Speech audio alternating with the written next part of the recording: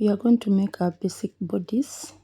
Yeah, today that is our starting point. So we must measure the bust line, we must measure the under bust, the waistline, and the hip line. So this you should have this basic bodice because it is good when you're making jackets, tops, even dresses. So you must have it handy. You must have all your measurements, like the bust measurement, the waist measurement, and the hip measurement, plus the shoulder measurement. You must have all those measurements at hand. We divide those measurements, the hip measurement by 4, the bust measurement by 4, and the shoulder measurement by 2. We also need our nipple to nipple measurement. So all those measurements, you must have them when you're beginning to make your pattern. Yeah. So we are going to make our neckline. I made mine by 3 by 3. So we get our pattern maker and we make our neckline as so's. So you might make yours wider or smaller according to what you want. Yes, but mine was 3 by 3. So we are going to make our shoulder. I said the shoulder, you divide it by 2. So mine was 16, which is 8. I make that shoulder slope. I go 1 inch down. And after that, I make my chest measurement or the upper bust measurement. How do we get the upper bust? We get the upper bust by dividing the bust line by the bust by 6, and after you add 1.5 inches. You divide your bust measurement by 6 and add 1.5 inches. That is the line from the shoulder to make the shoulder slope. It is a chest line or upper bust. You can call it any you want to call it. Yeah, so we make our shoulder slope as follows. So now we are going to measure our bust measurement on that line. So we make it there, we mark it. Mine was 9.5. Measure our waist measurement. My waist was 8.5 when divided, but I have to add the 1 inch for the dart allowance. Yeah, so on the waist, you add the 1 inch of the dart. You must make sure you add the 1 inch. So when you're making that, you must add the 1 inch. That 1 inch is for the dart. Yeah.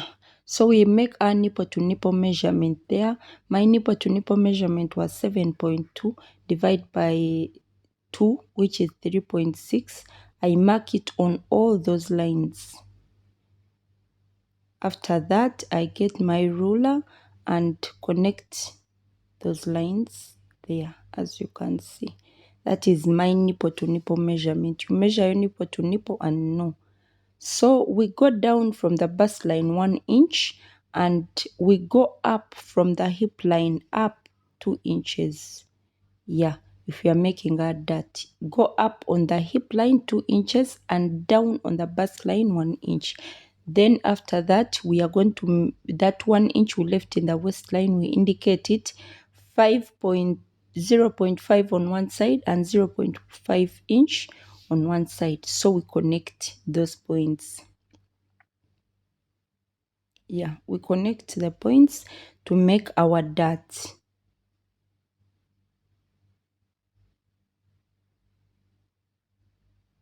So you connect those points as you can see there to make that dart. The point you connect to is the waistline. Yeah, you have to make that 1 inch on the waistline, not any other line, not on the hip line, not on the chest line, but on the waistline. Yeah, so that is our dart.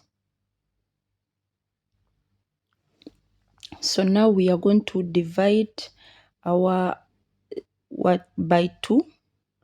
Yeah, we are going to divide by 2 and mark there. So after dividing, we are going to go in by 0.75. You can go in by 1 inch or 0.5 inches depending.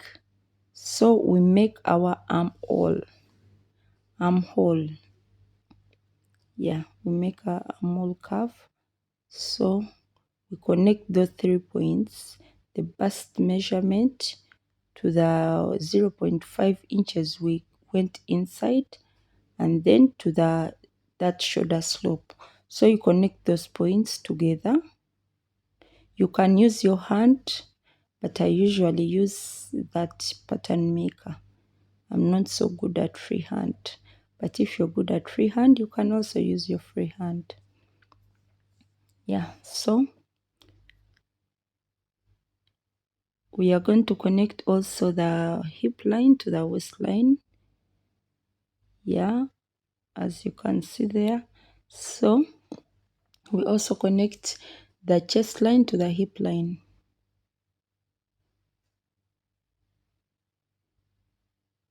After that, we get a pattern maker, we straighten that line.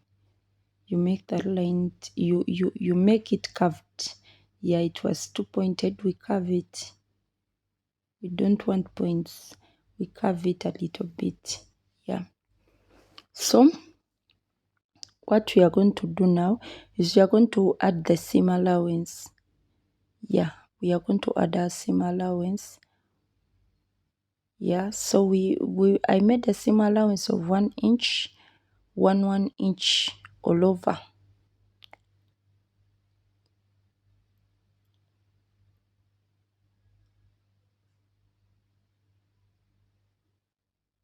So you make that seam allowance 1 inch, 1 inch, 1 inch, 1 inch, or around. Yeah, and you connect those points. So when you're starting to make your patterns, be ready with all the things you need. You don't need to look for this to measure again. No, you have to have all your measurements at hand. You have everything you need for the patterns at hand. And patterns are good because if you need to do a design again, you don't need to again check where is take another measurement. No, you just have to get your pattern and just start from there. Just start cutting. So it is time saving. Yeah, it saves you a lot of time to have your pattern. So I always make patterns, and not only that it saves time, it helps in fitting.